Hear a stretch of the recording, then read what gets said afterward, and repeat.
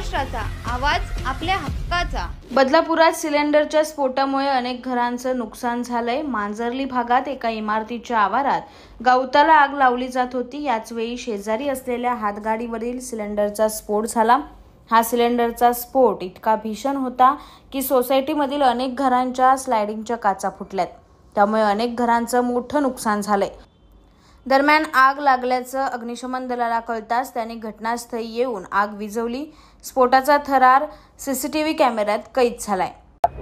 आमचे नामदेव प्लाझा या सोसायटीचा वॉचमॅन हा येथील गवत जाळत होता। साफसफाई करायला सांगितली होती आम्ही, त्याला गवत जाळत होता।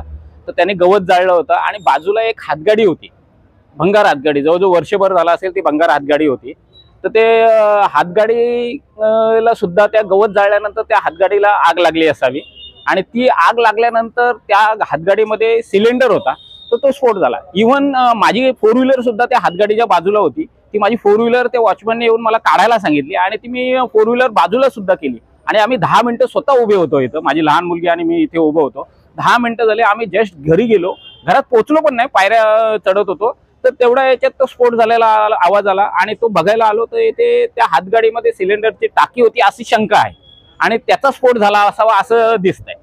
घरांचं नुकसान झालंय? एक इथे जवळजवळ 4-5 घरांचे काचा फुटलेले आहेत। बाकी कोणाचंही कुठल्याही पद्धतीचं दुसरं काही नुकसान झालेलं नाही। म्हणजे कोणाला वॉचमॅनला थोडंसं नॉर्मल तो गवतच जमा करत होता तिथे, आता त्यामुळे त्याला थोडंसं नॉर्मल भाजलेलं आहे।